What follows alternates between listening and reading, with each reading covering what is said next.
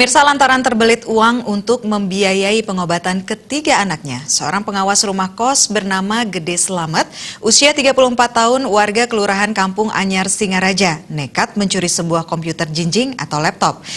Laptop tersebut dicuri dari kamar salah satu penghuni kamar kos yang dijaga oleh tersangka.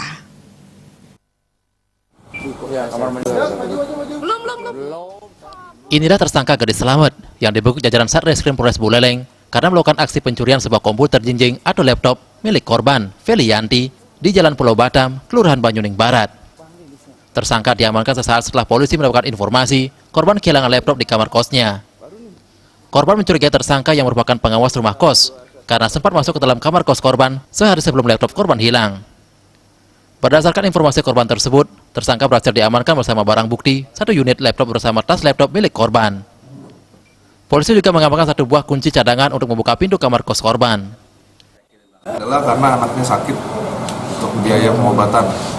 Ini dijual nanti, ini mau dijual. Ini rencana mau dijual, tapi saat itu belum sempat. Sakit apa nang? Konfirmasi. Jadi lebih lanjut Nanti lebih lanjut ya? ke tersangka. Ini residivis atau Enggak, baru bertahu. Dia ditangkapnya kapan, Bang? Jadi hari itu juga Pak, langsung setelah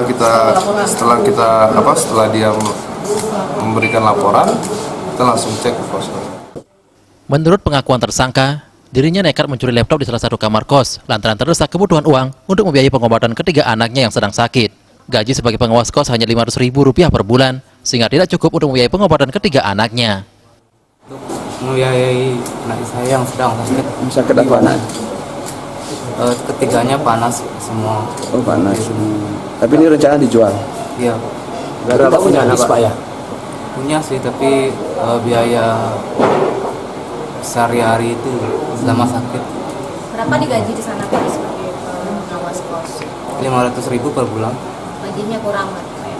Selain itu ada kerja lain nggak Pak? Ada sih bekerja bataku tapi udah nggak kuat. Akibat perbuatannya itu, tersangka harus mengerikuk di ruang tahanan Polres Buleleng. Tersangka akan dijerat pasal 362 KUHP dengan ancaman hukuman 5 tahun penjara. Komang Yuda, Bali TV.